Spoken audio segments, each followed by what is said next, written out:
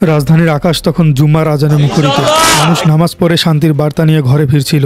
ঠিক সেই মুহূর্তেই ঢাকার রাজপথ কেঁপে উঠল গুলির শব্দে। টার্গেট ঢাকা ৮ আসনের স্বতন্ত্র প্রার্থী ইনকিলাব মঞ্চের মুখপাত্র শরীফ ওসমান হাদী। কোনো ভয় দেখানো নয়, কোনো চিন্তাই নয়, সরাসরি মাথা টার্গেট করে গুলি।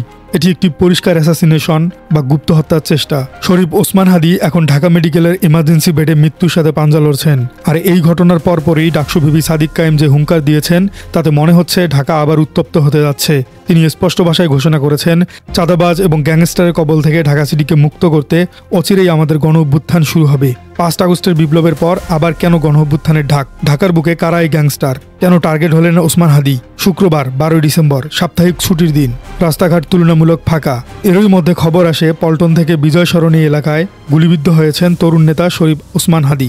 জুলাই ঐক্যের অন্যতম সংগঠক ইসরাফিল ফারায়েজি নিশ্চিত করেছেন যে দুর্বৃত্তরা ওসমান হাদীর শরীর নয়, বরং তার মাথা টার্গেট করেই গুলি ছুড়িয়েছে। পুলিশ ফাঁড়ির ইনচার্জ মোহাম্মদ ফারুকও জানিয়েছেন গুলিটি তার মাথায় লেগেছে এবং অবস্থা অত্যন্ত আশঙ্কাজনক। বিশ্লেষকরা বলছেন, একজন এমপি ক্যান্ডিডেটকে জুম্মার নামাজের পর এভাবে গুলি করা এটি কোনো সাধারণ অপরাধীদের কাজ হতে পারে না। এটি একটি প্রফেশনাল হিট। অপরাধীরা জানতো তারা কাকে মারছে এবং কেন মারছে।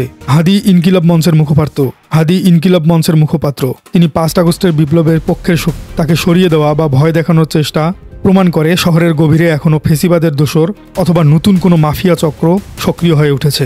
ঘটনার পরপরই ছাত্র জনতার পক্ষ থেকে যে প্রতিক্রিয়া এসেছে তা বারুদের মতো জ্বলে উঠেছে। ডাকসু ভিপি এবং ছাত্রনেতা সাদিক কায়েম কোনো রাগঢাক না করেই ফেসবুকে একটি স্ট্যাটাস দিয়েছেন, যা এখন ভাইরাল। তিনি বলেছেন, ওসমান হাদীকে গুলি করা হলো। চাঁদাবাজ এবং গ্যাংস্টারদের কবল থেকে ঢাকা সিটিকে মুক্ত করতে অচিরেই আমাদের নতুন অভ্যুত্থান শুরু হবে। রাজধানীর ছাত্র জনতাকে প্রস্তুত থাকার আহ্বান জানিয়েছেন তিনি। সাদিক কায়েম এখানে দুটি শব্দ ব্যবহার করেছেন, চাঁদাবাজ এবং গ্যাংস্টার। অর্থাৎ রাষ্ট্রের ভেতরেই যখন সন্ত্রাসীরা নিজেদের আলাদা রাজত্ব কায়েম করে তখন এমনটি দেখা যায়। সাদিক কায়েম বোঝাতে চেয়েছেন, পুলিশ বা প্রশাসন যদি এই গ্যাংস্টারদের দমাতে ব্যর্থ হয় তবে ছাত্র জনতা আবারও আইন নিজের হাতে তুলে নিতে বাধ্য হবে। তিনি অভ্যুত্থান শব্দটি ব্যবহার করেছেন। এটি কোনো সাধারণ হুমকি নয়, এটি একটি মাস মোবিলাইজেশনের ডাক। ৫ আগস্ট আমরা দেখেছি ছাত্ররা কি করতে পারে। হাদীর উপর এই হামলার বিচার যদি এখনই না হয় তবে ছাত্ররা যে ঢাকা দখল করে নিবে না তার কোনো গ্যারান্টি নেই। এখন প্রশ্ন হলো, ঢাকা ৮ আসনের প্রার্থী শরীফ ওসমানী কেন?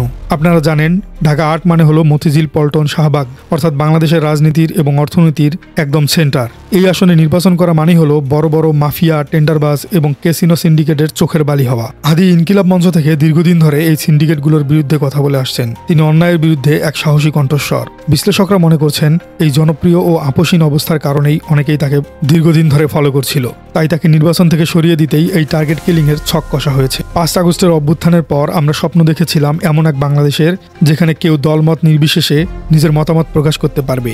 কিন্তু ওসমান হাদীর উপর এই হামলা আমাদের সেই স্বপ্নকে চুরমার করে দিল।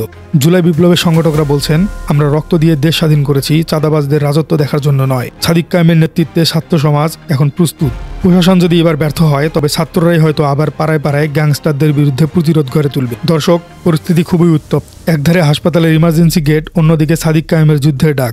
আগামী কয়েক ঘন্টায় ঢাকার রাজনীতি খুবই গুরুত্বপূর্ণ। প্রশাসন কি ২৪ ঘন্টার মধ্যে এই হামলাকারীদের গ্রেপ্তার করতে পারবে, নাকি সাদিক কায়েমের ঘোষণা অনুযায়ী ছাত্র জনতা আরেকটি বিপ্লব সূচনা করবে? দর্শক, আপনার কি মনে হয়? আপনার মূল্যবান মতামতটি জানিয়ে দিন আমাদের কমেন্ট বক্সে। আর এই চ্যানেল নতুন হলে আমাদের চ্যানেলটি সাবস্ক্রাইব করে দিন।